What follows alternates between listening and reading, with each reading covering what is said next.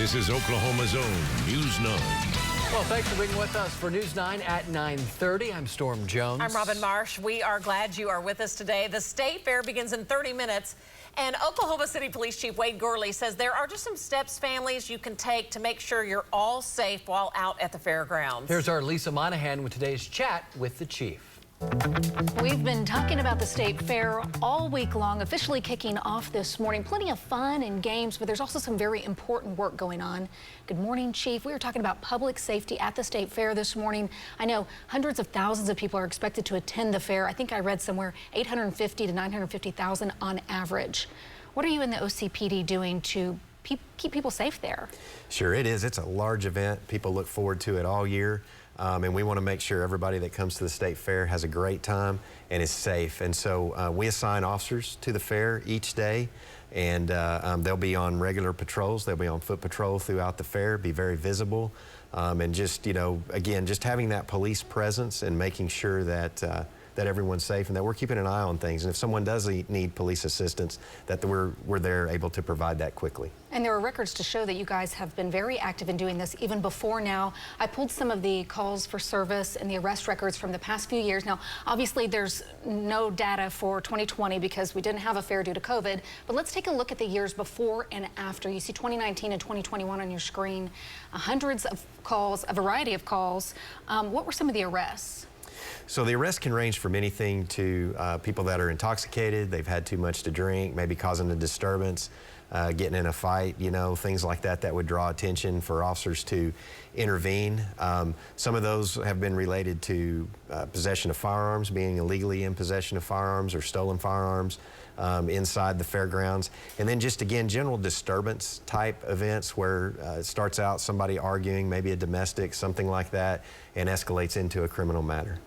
I know in our current social climate right now, the fear of guns in a mass public event is very real for a lot of people. Are there any new measures in place this year to keep guns out of the fairgrounds? The fairgrounds has done a really good job, but first of all, in state statute, there is a exemption carved out in the statute for the fairgrounds that doesn't allow folks to possess firearms within there during the events. And so they do have screeners at all the gates when people come in, that there will be screeners screening for firearms. In most cases, what they'll do is if someone has a firearm, they'll educate them on the fact that they can't carry it inside the fairgrounds, and they'll have them, you know, take that out and hopefully not put it in their car. Hopefully they'll take that home and store it and then come back to the fair later on. So there is a way to prevent them from coming in there. There also has been huge improvements in the fairgrounds to the infrastructure and the amount of cameras that are out there. I would be very surprised if something could go on out there of a criminal nature and it not be caught on one of the cameras out there. So that helps us too in screening and keeping everybody safe as well. So you'll be surveilling out there. You guys are doing your part. What can people do if they're heading out to the fair to keep themselves safe, their kids safe? You know, really one of the calls that we get more than anything is lost children. The children get separated from their parents. Fortunately, we find them and get them reunited, but it's kind of surprising when you're under stress, you forget what your child had on. And so doing simple things like taking a picture of your kids before you go into the fair so that if they do go missing, we'll have a good description of what they're wearing and what they have. And then, of course, safety in numbers. When you're walking to parking lots and things like that, try to stay in groups. Stay hydrated. We get a lot of calls, medical calls on people, and it's going to be hot this year. Yeah, David's you know, saying it's going to be in the 90s. Absolutely, it always is. And then parking your car and remembering where you parked, very important. Oftentimes people call in, my car's been stolen, and we end up finding it in the parking lot later.